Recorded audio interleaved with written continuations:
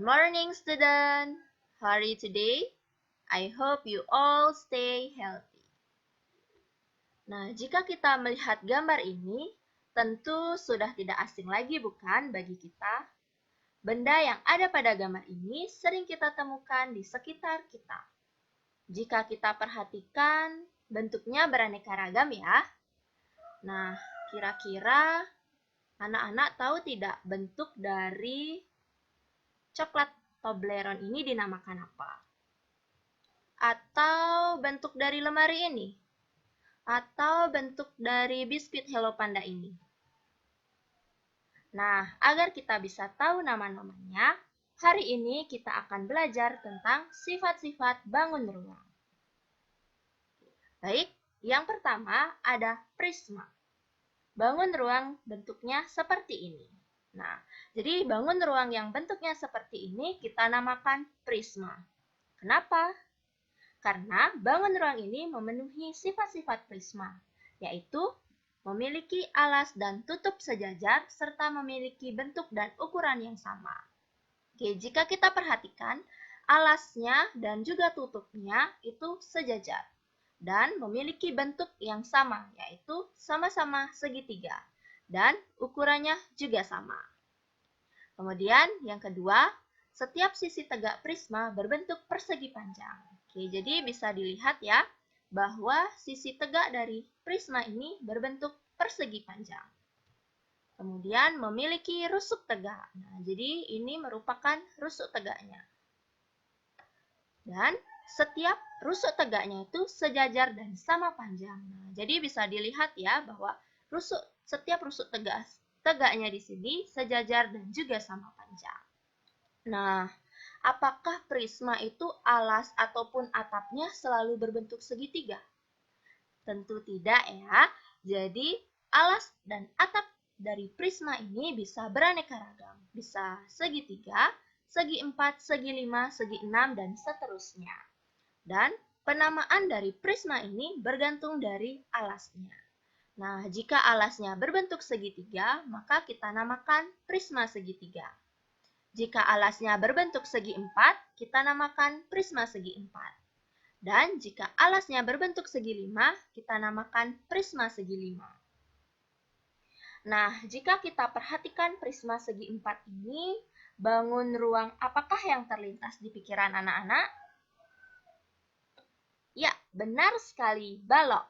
Jadi, balok ini merupakan prisma yang alasnya berupa segi 4. Nah, selain itu ada juga kubus. Nah, kubus juga merupakan prisma segi 4 yang lebih khusus karena alas, atap, dan juga sisi tegaknya memiliki bentuk dan ukuran yang sama. Nah, jika prisma segitiga ini kita potong berdasarkan rusuk-rusuknya, maka salah satu jaring-jaring yang bisa kita peroleh adalah seperti ini. Baik, kita lanjut ke bangun ruang selanjutnya. Ada tabung. Tabung adalah prisma tegak yang tutup dan alasnya berbentuk lingkaran. Nah, jadi ini dinamakan sebagai tabung. Nah, adapun sifat-sifat tabung, yang pertama, memiliki 3 sisi, yaitu alas, tutup, dan selimut. Nah, tentu saja alas dan tutupnya berbentuk lingkaran dan ukurannya sama. Nah, jadi alas dan atapnya ini ukurannya sama.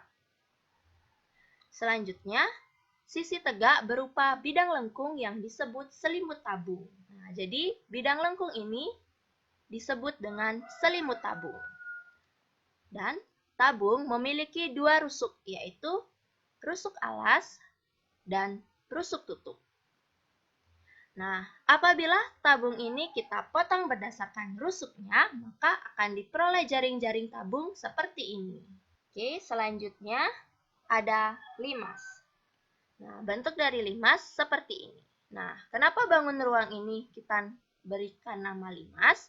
Karena dia memenuhi sifat-sifat limas, yaitu memiliki sisi alas yang berupa bangun datar segi N. Nah, maksudnya bangun datar segi N ini adalah bisa segitiga, segi 4, segi 6, segi 5, dan seterusnya.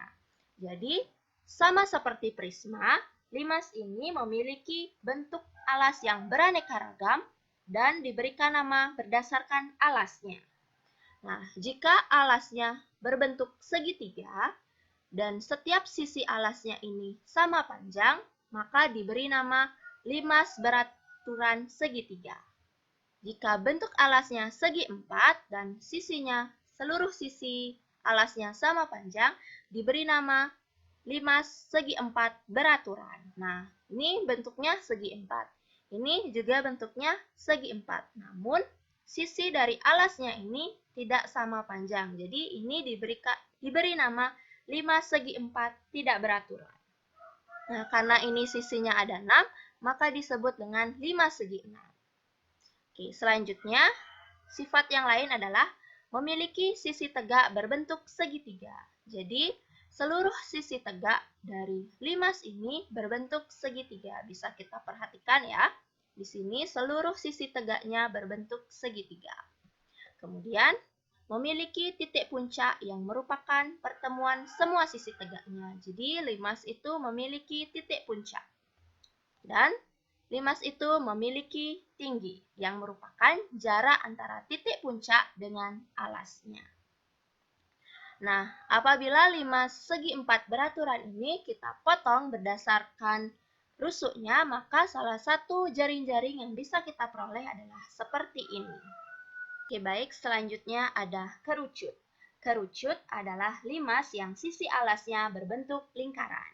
Sehingga sifat-sifat dari kerucut itu tentunya yang pertama memiliki sisi alas yang berbentuk lingkaran.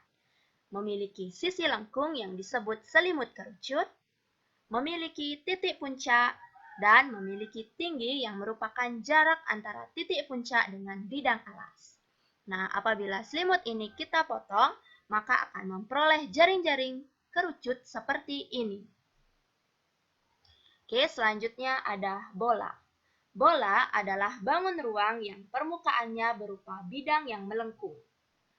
Jadi, sifat-sifat bola yang pertama, memiliki satu sisi lengkung tertutup. Jadi, seluruh permukaan bola ini itu merupakan sisi lengkung dari bola. Kemudian, tidak memiliki bidang datar, tidak memiliki rusuk, dan tidak memiliki titik sudut. Nah, selain itu, bola juga tidak memiliki jaring-jaring, karena hanya memiliki satu sisi lengkung tertutup saja. Nah, itulah seluruh bangun ruang beserta sifat-sifatnya. Sudah paham kan? Bisakah kalian membedakan setiap bangun ruang yang ada? Tentu bisa ya. Oke, jadi kegiatan kita hari ini adalah identifikasilah benda-benda yang ada di rumah dan kategorikan termasuk bangun ruang apa. Buatlah dalam bentuk tabel seperti ini. Jadi ada nama benda, kemudian nama bangun ruang, dan alasan kalian mengkategorikan benda itu termasuk bangun ruang apa.